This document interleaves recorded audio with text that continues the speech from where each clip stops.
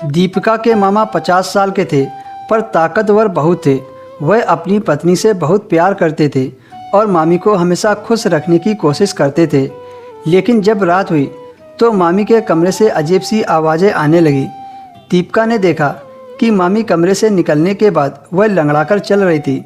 दीपिका मामी की ऐसी हालत देखकर बहुत परेशान होती थी और गहराई से सोचती थी कि आखिर मामा ऐसा क्या करते हैं जिससे मामी लंगड़ाकर चलती हैं।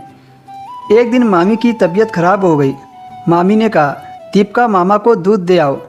थोड़ी देर बाद जब मामी सो गई तो दीपिका ने मामी के कपड़े पहने और मामी का हुलिया बनाकर मामा को दूध देने उनके कमरे में चली गई।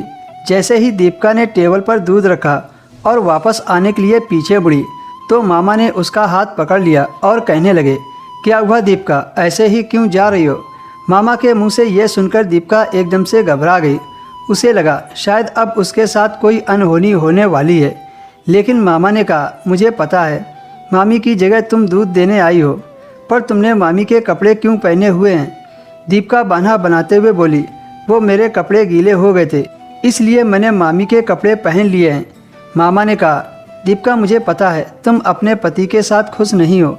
तुम भले ही यह बात मुझे मत बताओ, लेकिन मैं तुम्हारी तकलीफ़ को अच्छी तरह से समझता हूँ। अगर तुम्हारा यही हाल रहेगा तो तुम्हें बच्चे कैसे होंगे? मामा की बात सुनकर दीपिका को डर लगने लगा था।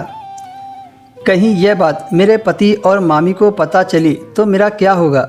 उस वक्त तो दीपिका ने उन सब बातों को अलग कर दिया और मामा के साथ अपनी खुशियाँ बांटने लगी। जब दीपिका को पूरी खुशी मिल गई तो वह अपने कमरे में आ गई। अब तो यह रोज़ होने लगा था। दीपिका भी काफ़ी खुश रहने लगी थी। मामा जी भी हर रात दीपिका का इंतज़ार करने लगे।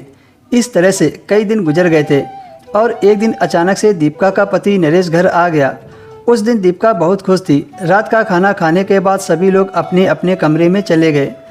उस रात दीपिका को ऐसा लगा जैसे नरेश पहले से बेहतर हो गए हैं, लेकिन उतना नहीं जितना मामा जी थे। फिर वह गहरी नींद में सो गए। इस कदर उनको सोया देखकर दीपिका अंदर ही अंदर जलने लगी। फिर सोचने लगी कि मामा के पास चली जाऊं, लेकिन अपने पति की वजह से उसने अपने आप को रोक लिया। सुबह हुई तो नरेश कहने लगा कि मैं 4 दिन के लिए शहर से बाहर जा रहा हूँ। यह बात सुनकर दीपिका बहुत खुश हो गई और रात का वह मंजर के बारे में सोचने लगी।